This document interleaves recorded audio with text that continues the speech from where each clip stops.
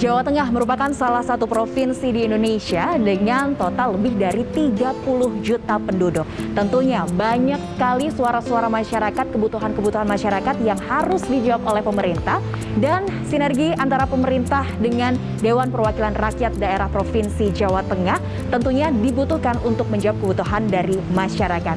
Hari ini kita akan berbincang dengan salah satu anggota Dewan dalam program Tokoh Kita. Ini merupakan episode perdana Tokoh Kita. Kita akan melihat sisi lain dari anggota Dewan dan seperti apa sebetulnya kinerja dari anggota Dewan DPRD Provinsi Jawa Tengah. Jawa Tengah merupakan provinsi Indonesia yang terletak di bagian tengah Pulau Jawa, di mana ibu kotanya adalah Semarang. Secara administratif, Provinsi Jawa Tengah terdiri dari 29 kabupaten dan 6 kota.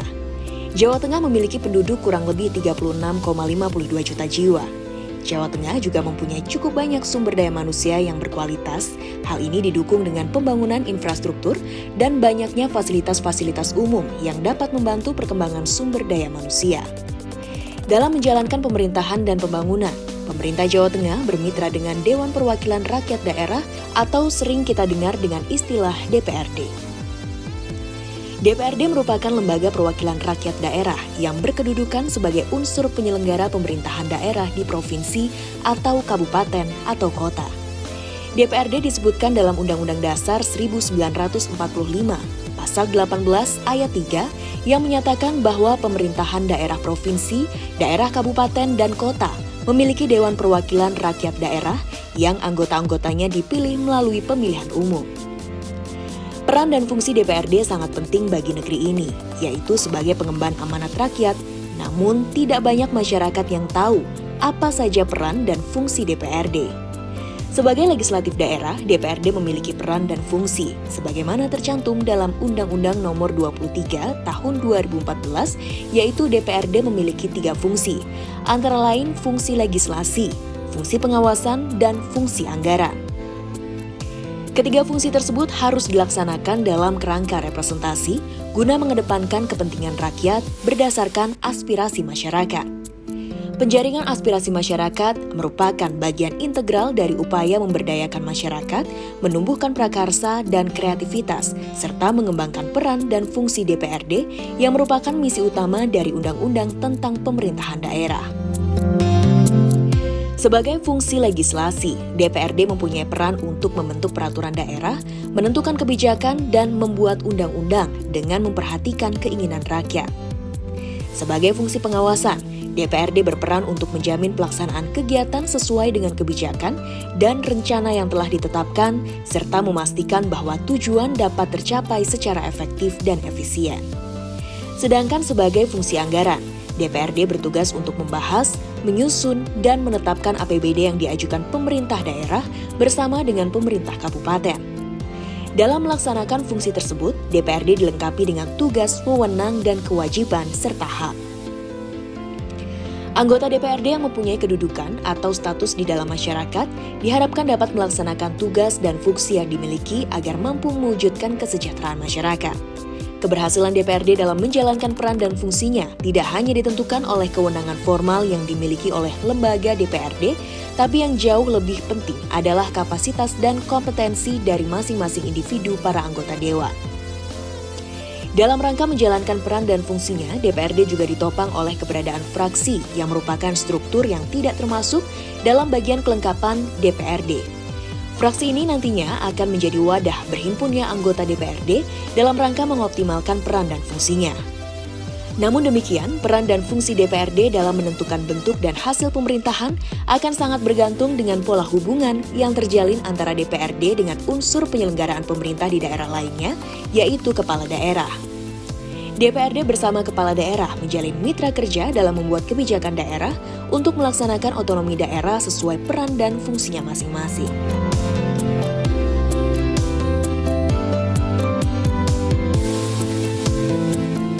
Pemirsa, itu tadi sedikit gambaran tentang DPRD Provinsi Jawa Tengah. Namun hari ini kita akan mengulik agenda-agenda dari kegiatan Dewan Perwakilan Rakyat Provinsi Jawa Tengah dan sisi lain dari sosok tokoh kita. Siapakah kira-kira sosok tokoh kita hari ini yang akan kita ajak berbincang? Tetap ikuti kebersamaan saya hari ini dalam program perdana Tokoh Kita bersama dengan anggota Dewan DPRD Provinsi Jawa Tengah.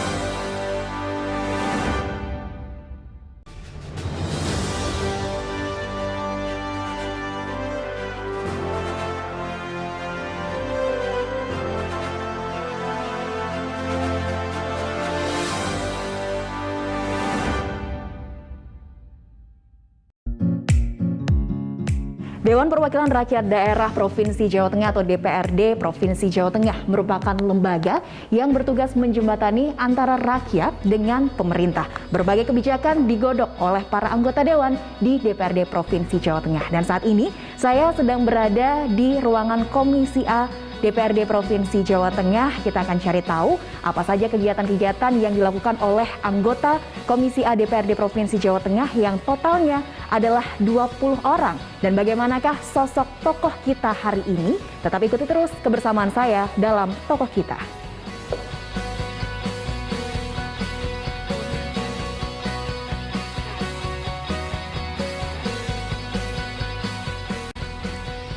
Dewan Perwakilan Rakyat Daerah Jawa Tengah atau sering dikenal dengan DPRD Jateng adalah sebuah lembaga perwakilan rakyat yang berkedudukan sebagai penyelenggara pemerintah daerah di Provinsi Jawa Tengah.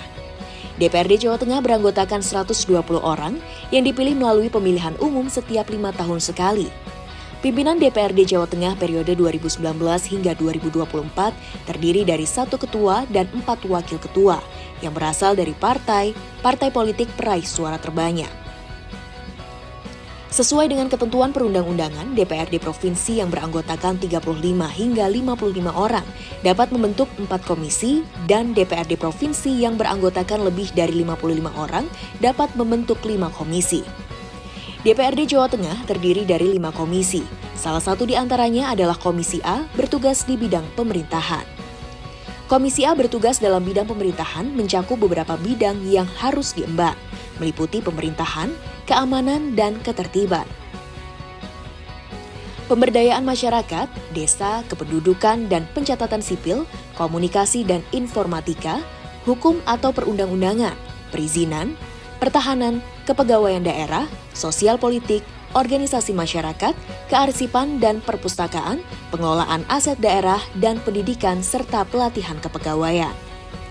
Komisi A DPRD Jawa Tengah periode 2019-2024 beranggotakan 20 orang, dengan Muhammad Saleh sebagai ketua, Fuad Hidayat sebagai wakil ketua, dan Hajah Irna Setiawati sebagai sekretaris. Selama menjabat sebagai anggota DPRD Jateng, Komisi A telah melaksanakan berbagai kegiatan. Di antaranya, Komisi A telah tinjau lalu lintas di pintu tol Pejagan pada akhir tahun 2021. Partai politik memiliki peran untuk memperjuangkan kepentingan rakyat sekaligus menjadi sumber saluran partisipasi politik bagi warganya untuk ikut serta dalam pengambilan keputusan oleh pemerintah. Maka dari itu, hari ini kita akan mengulik profil seorang yang berpengaruh di lingkungan masyarakat, khususnya Jawa Tengah.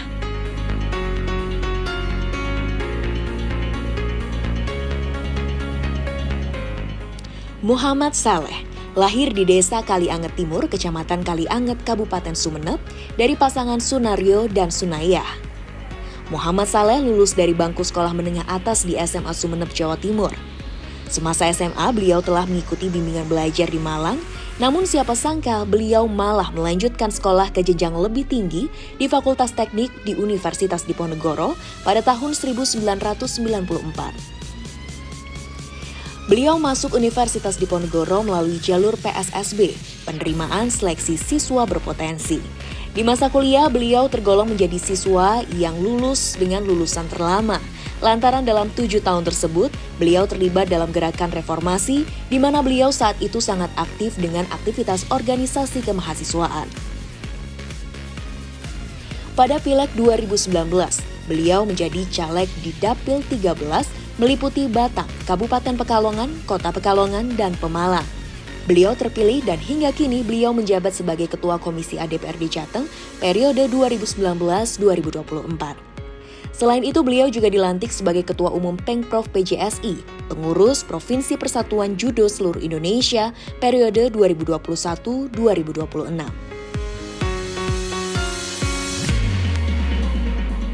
Di Komisi A, beliau mendapatkan mandat untuk mengurus urusan pemerintahan desa, politik pengembangan SDM ASN, pembinaan kepegawaian, dan biro umum. Terkait desa, saat ini beliau fokus pada pemberdayaan melalui BUMDes, Badan Usaha Milik Desa. Muhammad Saleh dikenal dengan sosok yang ramah, dermawan, dan bertanggung jawab. Di masa pandemi COVID-19 ini, dalam penyaluran bantuan provinsi, pihaknya melibatkan sekitar 900 BUMDes untuk membelanjakan keperluan sembako, dan bantuan tersebut ditekankan oleh DPRD melalui Perda bahwa bantuan tersebut hanya diperuntukkan untuk warga yang tergolong miskin. Muhammad Saleh menikah dengan gadis pujaannya, Rara Piki, dan saat ini Muhammad Saleh telah memiliki 3 putri, yaitu Faradista, Dimas Sekar, dan Kirana Iskar. Muhammad Saleh dikenal sebagai sosok yang hangat dengan keluarga. Bahkan Muhammad Saleh juga sering menyempatkan waktu bersama keluarga di sela-sela kegiatan yang padat. Tak diragukan lagi jika Muhammad Saleh sangat dekat dengan istri dan ketiga putrinya. Tak hanya itu, Muhammad Saleh juga merupakan sosok politikus yang sayang dengan keluarga besar yang telah mendukung kegiatannya sejak di usia muda. Muhammad Saleh merupakan Ketua Komisi A DPRD Jawa Tengah yang didukung oleh fraksi Golkar. Ia telah menjabat sebagai Dewan Perwakilan Rakyat Daerah sejak tahun 2019 hingga saat ini. Muhammad Saleh dikenal sebagai sosok yang serius dalam menjalankan pekerjaannya, sehingga dalam menjalankan karir maupun kehidupannya, Muhammad Saleh merasa karirnya mengalir begitu saja. Sebab beliau yakin pada usaha untuk mencapai cita-cita karena hasil tidak akan mengingkari usaha. Memang menjadi salah satu wakil rakyat boleh dibilang adalah pekerjaan yang enak karena diberikan berbagai fasilitas oleh negara dan berbagai macam tunjangan. Oleh karena itu tidak salah jika masyarakat berharap kepada wakil rakyat untuk kinerja yang maksimal.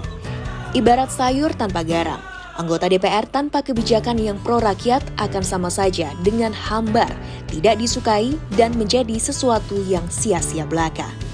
Sekian acara Toko Kita hari ini, saya Devina Permata pamit undur diri.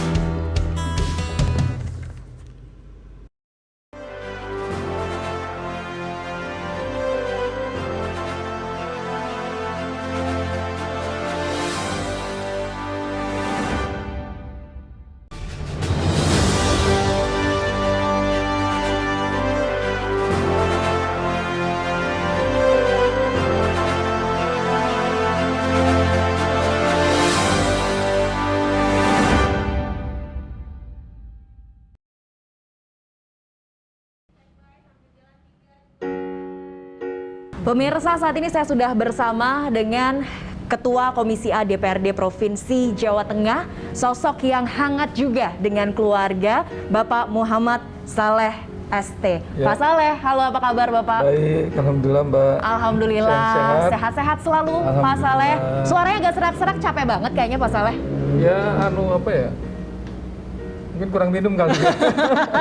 Kurang minum, kurang tidur juga kayaknya ya, karena kegiatan Pak Saleh ini padat banget. Hari ini kegiatannya apa aja Pak Saleh? Hari ini rencana kita mau ke ini karena ada Bintek ya, DPRD di Magelang. Mungkin habis dari sini kita ke Magelang. Ke Magelang. Untuk Bintek seluruh anggota DPRD Jawa Tengah.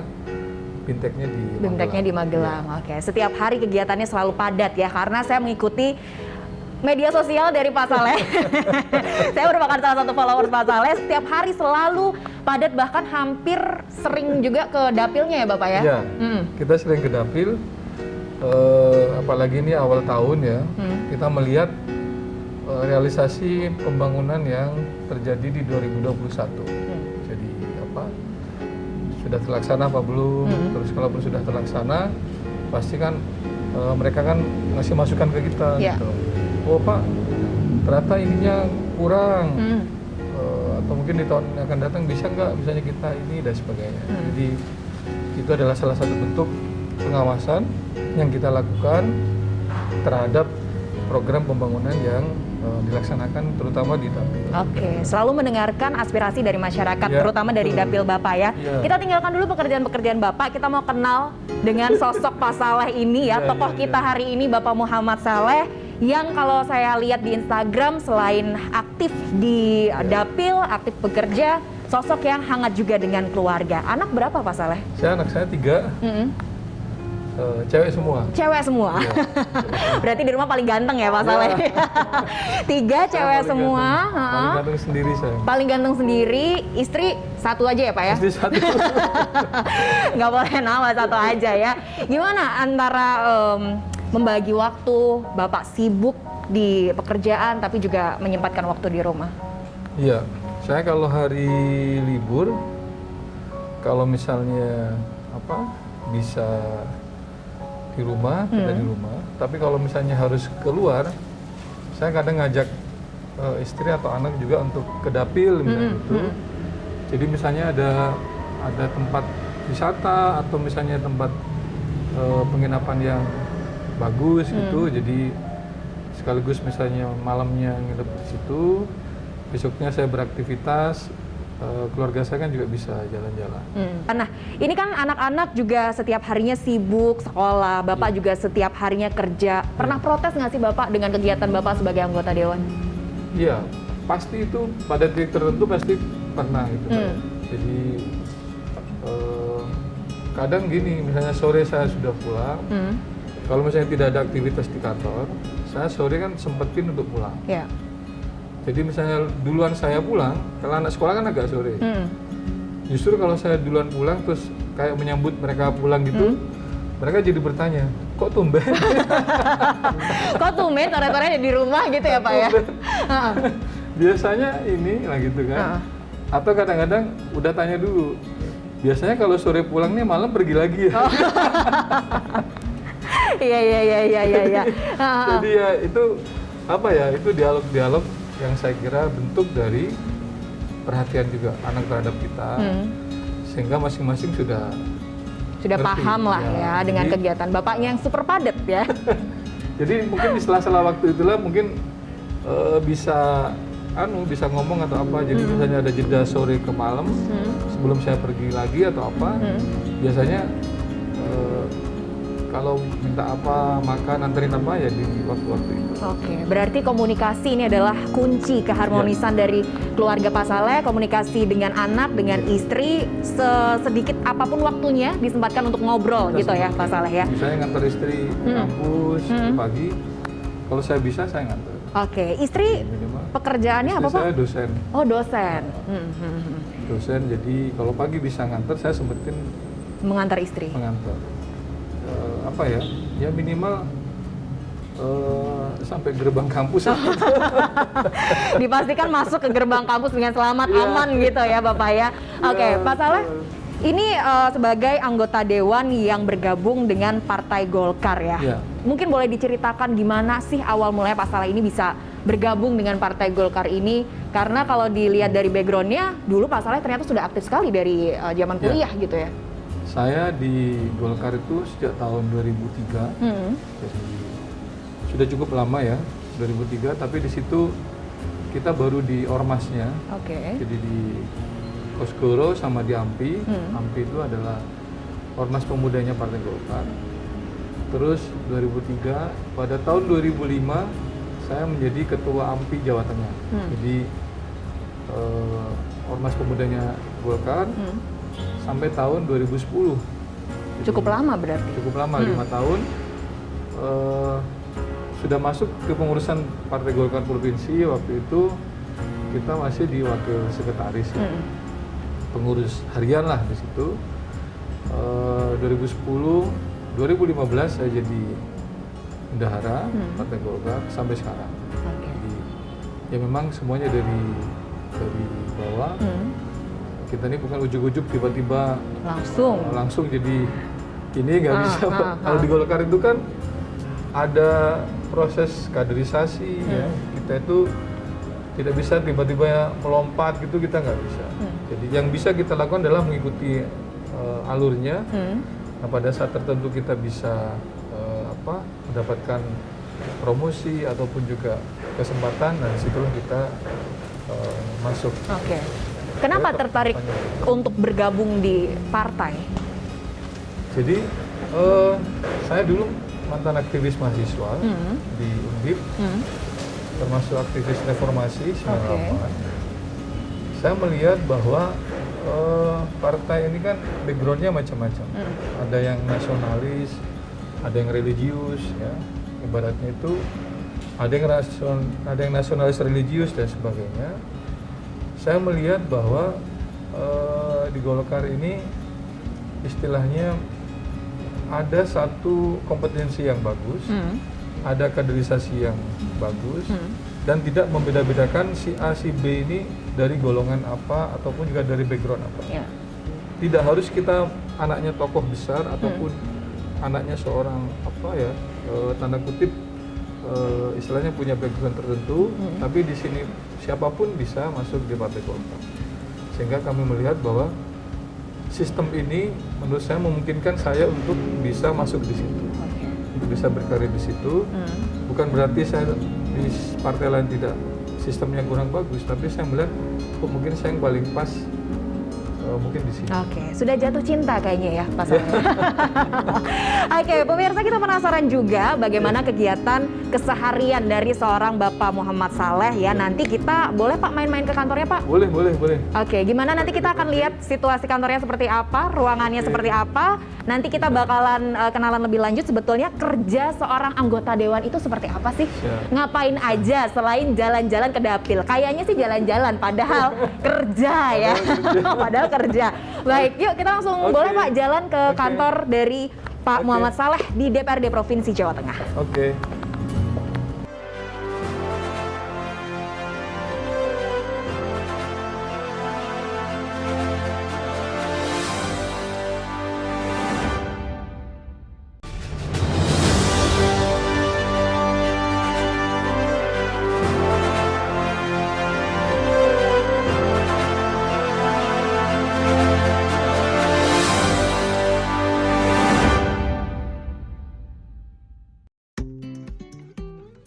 Nah pemirsa, saat ini saya sudah berada di gedung Komisi A DPRD Provinsi Jawa Tengah, tempat kerja dari Bapak Muhammad Saleh. Akhirnya saya nyampe sini juga Pak. Iya.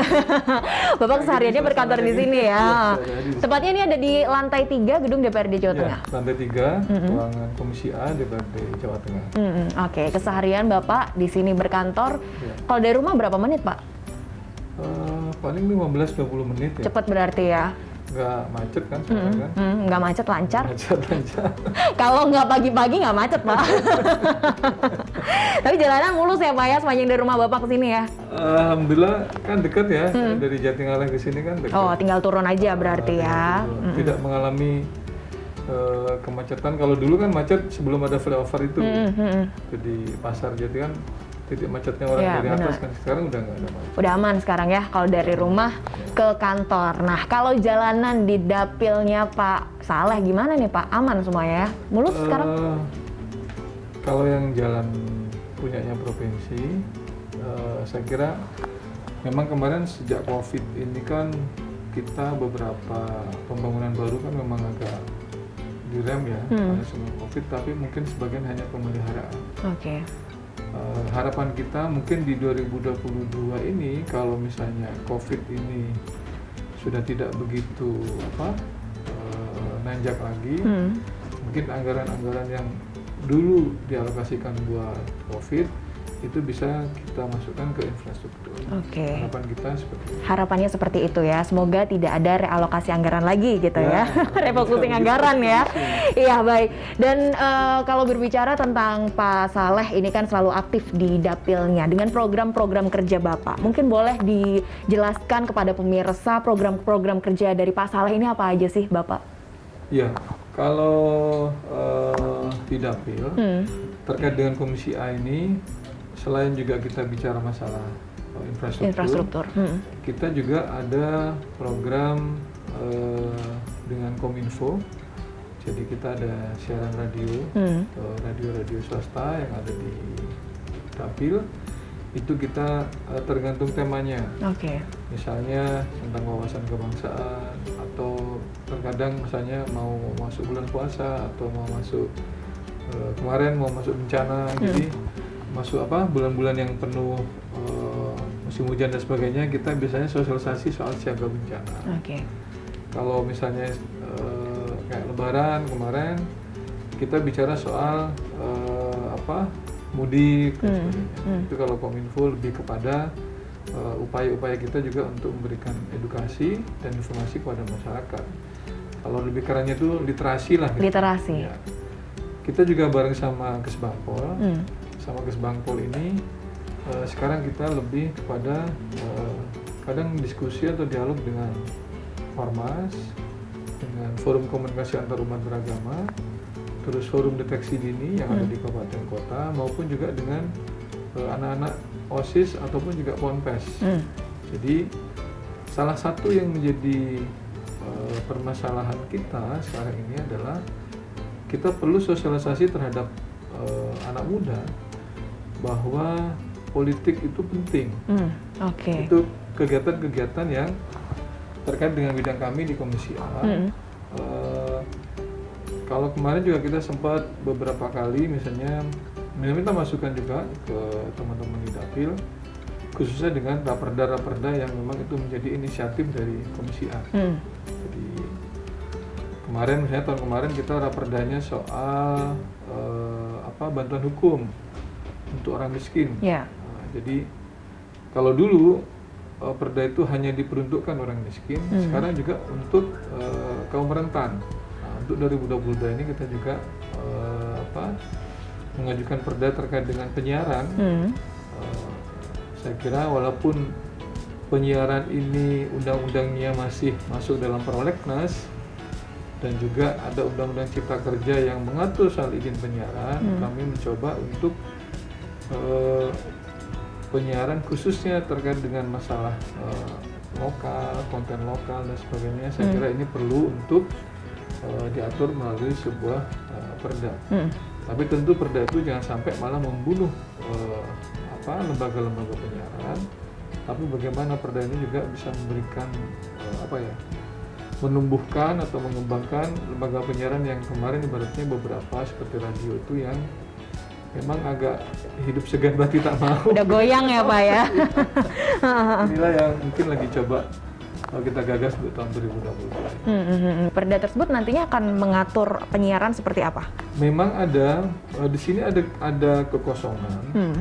Dalam artian begini, sekarang ini di daerah sudah banyak yang hibrid ya. Misalnya radio, dia siaran radio, tapi juga dia streaming di YouTube dan Facebook. Facebook dan YouTube-nya ini kan dia ikut undang-undang ITE. Yeah. Penyiaran radionya dia ikut undang-undang penyiaran. Tapi sekarang kan banyak yang udah hybrid ya, udah combine. Karena kalau dia pakai radio aja itu nggak didengerin, udah ketinggalan ya konvensional ya Pak ya. Itulah kenyataan yang ada di lapangan yang kita hadapi. Apakah perda penyiaran akan masuk ke situ? Tentu kita akan melakukan public hearing dengan masyarakat, dengan para akademisi dan juga kelompok-kelompok lain. Karena di undang-undangnya memang masih seperti itu. Ada dua ini yang berbeda. Oke, baik. Sekarang regulasinya berarti sedang benar-benar digodok ya Pak ya? Untuk perda penyiaran tersebut. Nah, kan Bapak juga sering jalan-jalan ke Dapil, sering mendengarkan suara masyarakat, aspirasi masyarakat. Kebanyakan masyarakat tuh keluhannya apa sih Pak? Selama pandemi ini memang kita menghadapi di awal-awal ya, menghadapi masyarakat yang kemarin tiba-tiba miskin mendadak. Yeah. Nah, yang kita harapkan adalah di tahun 2022 ini, terutama khususnya di Dapil saya, ekonominya ini kita harapkan supaya lebih naik, Mbak. Nah, disinilah butuh kerjasama menurut saya antara kabupaten, provinsi, dan pusat. Karena kita sendiri nggak bisa, Mbak. Betul. Misalnya seperti Dapil saya itu, terkait dengan industri, pusat luar biasa membantu infrastruktur dari APBN, PUPR, dan sebagainya. Terkait dengan banjir misalnya, Pekalongan dan kota Pekalongan, itu semua infrastruktur sekian triliun itu dari APBN. Baik itu normalisasi sungai, baik itu pembangunan lalu rencana tanggul dan sebagainya. Karena kalau kita hanya mengandalkan dari APBD tingkat kita nggak mungkin, karena terlalu kecil. APBD provinsi pun kan juga kita dibagi-bagi 35 kabupaten. Mau tidak mau kita butuh suntikan dari APBN. Nanti provinsi bisa bantu apa di situ, kabupaten bisa bantu apa di situ. Nah, sinergi inilah yang kita harapkan. Apalagi kita sekarang sudah ada tol Trans Jawa. Dengan adanya tol Trans Jawa ini, maka Pantura itu sangat diuntungkan. Saya optimis ekonomi kita ke depan akan lebih baik lagi. Amin, amin, amin. Memang saat ini yang dibutuhkan adalah sinergitas ya, karena DPRD ini adalah sebagai jembatan sebetulnya Bapak ya, antara pemerintah dengan rakyat ya, karena DPRD adalah wakil rakyat nih, Pak Saleh adalah wakil rakyat ya, yang menyalurkan aspirasi dari rakyat yang harus dipenuhi juga nantinya oleh pemerintah ya, untuk membantu kesejahteraan mereka, terutama di masa pandemi COVID-19 ini. Baik Pak Saleh, setelah ini kita boleh jalan-jalan Pak untuk melihat nih ruangan yang ada di tepatnya Komisi A DPRD Provinsi Jawa Tengah, di mana aja kira-kira nanti Bapak dalam merumuskan susunan-susunan kinerja ya, program-program kerjanya di mana aja nanti ya. Kita akan ajak pemirsa untuk jalan-jalan, tetap bersama kami dalam Tokoh Kita.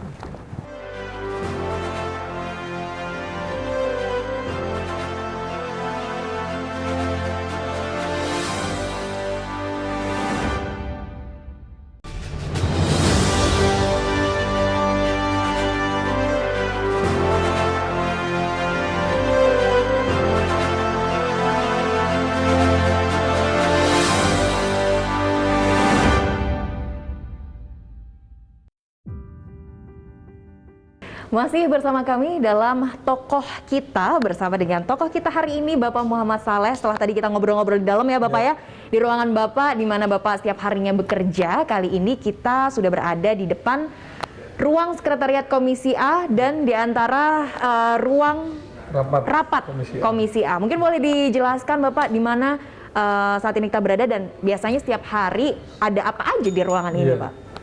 Jadi ini adalah ruang Komisi A. Di sini juga ada ruang tunggu. Ruang tunggu ini biasanya kalau mau ke Komisi A, ke Komisi E, dan beberapa komisi lain biasanya itu secara umum menunggunya di sini. Tapi kalau misalnya dia khusus kita ada acara di Komisi A, biasanya di tempat tadi kita diskusi itu bisa nunggu di situ. Nah, kalau misalnya kita mau rapat kerja dengan eksekutif di ruang rapat ini, eksekutif biasanya kumpulnya di sini dulu. Sebagian juga mungkin bisa di dalam. Sambil nanti kita lihat di dalam itu juga ada ruang untuk staf, terus ada ruang untuk kita para anggota Komisi A, dan di dalamnya nanti ada ruang rapat saat kita pembahasan rapat kerja maupun juga pembahasan terkait raperda dan sebagainya itu di dalam. Jadi ruangan alot-alotan ya. Ada di dalam. Nanti kita juga penasaran ruangannya seperti apa. Apakah dingin? Karena biasa kalau pembahasannya panas ya Pak ya. Ya kita dingin biasanya. Dingin. Tapi lebih seringnya Bapak kalau beraktivitas, berkegiatan di mana Pak? Kita ada ruangan di dalam kan, ruang ketua komisi. Kadang kalau kita diskusi santai ya ada ruang tamu juga di dalam sendiri. Terus kalau rapatnya ya di situ, di ruang rapat kita. Tapi kita juga ada, kalau misalnya ini ada ruang fraksi di lantai 5. Itu misalnya fraksi Golkar di situ ada juga untuk fraksi. Memang belum ada yang khusus, misalnya ruangan saya pribadi itu belum ada. Kita baru ada pembangunan gedung di sebelah ini, yang itu nantinya per anggota DPR itu akan punya ruangan sendiri. Tapi itu belum jadi. Maksudnya gedungnya udah jadi tapi interiornya belum. Jadi nanti akan ada fasilitas itu ya. Selain untuk menerima tamu yang ada di gedung ini, ada gedung baru lagi sebagai tempat untuk kayak privasi dari Pak Saleh lah ya. Ya, misalnya kita pengen istirahat, mendinginkan pikiran. Atau mungkin cari gagasan-gagasan baru. Nanti bolehlah kita jalan-jalan ke sana Pak. Boleh. Nanti bisa kelihatan dari itu kok. Dari kacanya kita kelihatan. Bisa kelihatan. Nanti kita intip dulu ya Pak ya. Boleh. Seperti apa bangunan yang sudah jadi ya, tapi belum 100% jadi karena sedang proses untuk interiornya belum jadi. Nanti kita boleh deh jalan-jalan ke sana Pak. Sambil kita tengok ruangan dari Pak Saleh. Monggo, saya persilahkan Mbak Diki.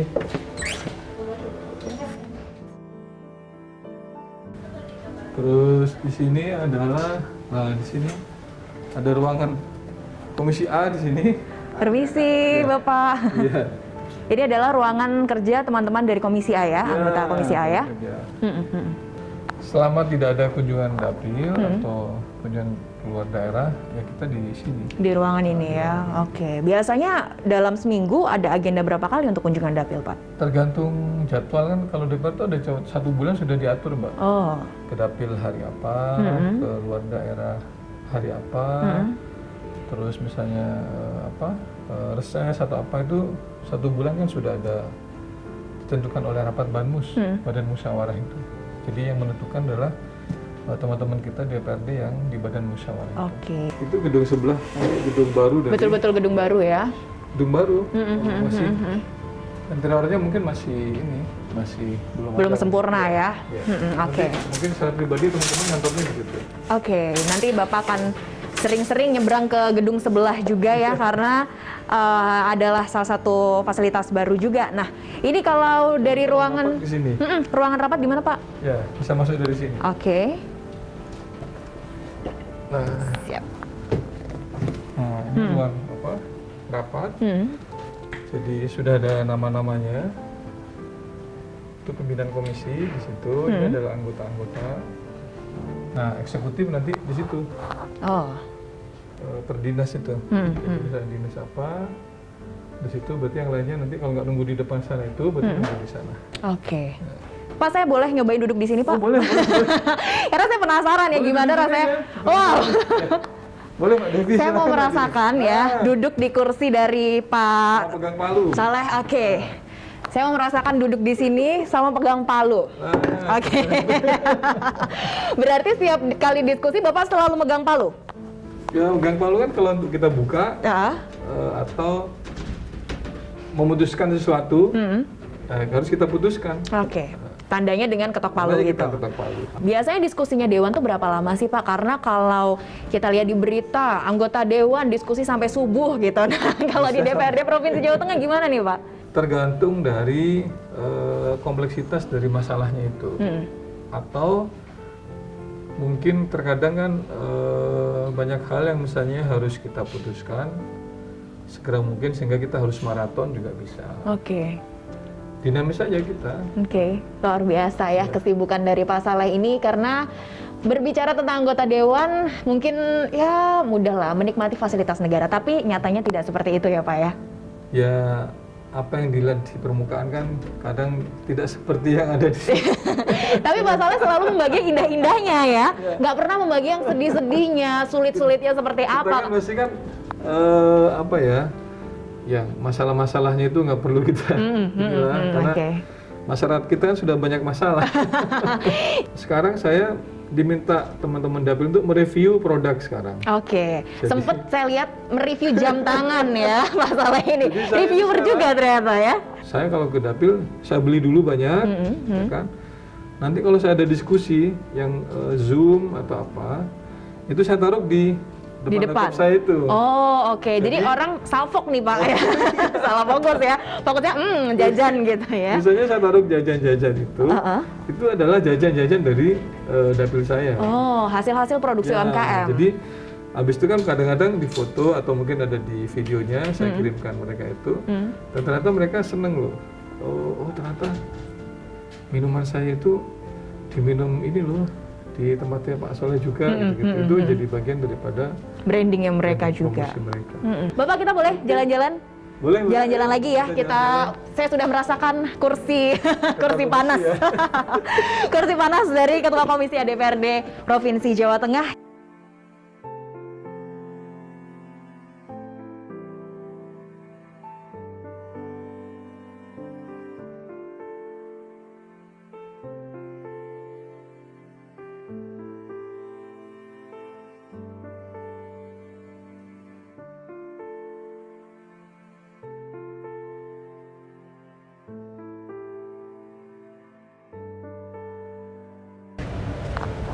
Ya ini adalah gedung DPRD yang nanti anggota-anggota DPRD itu secara pribadi nanti kantornya GKA itu ada itunya Mbak, Oh, pintu masuknya itu loh. oke. Jadi nanti terintegrasi ya. Iya, nyebrangnya di situ.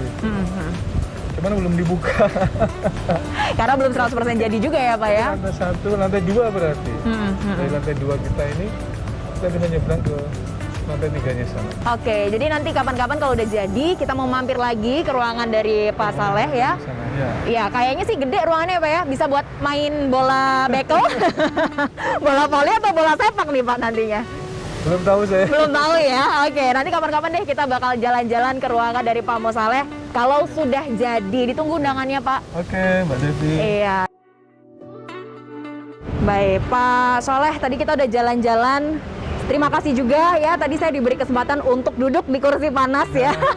Sama-sama. Mbak Iya, Devi. di kursi tempat Pak Soleh biasanya memimpin rapat bersama dengan anggota-anggota, dan saya baru tahu nih ya keseharian Pak Soleh yang ternyata sibuk sekali, tapi di sisi lain Pak Soleh ini adalah salah satu family man ya, salah satu family man karena tetap peduli dengan keluarga, cinta dengan keluarga, cinta dengan anak-anaknya, dan pastinya cinta juga ya dengan masyarakat yang ada di dapilnya. Semoga lancar terus Bapak untuk kedepannya. Amin, amin, amin. Program-program kerjanya juga. Ya, Yang amin. pastinya salah satu program kerjanya adalah yang menyasar anak-anak muda. Apa Ya. pesan untuk anak-anak muda Pak?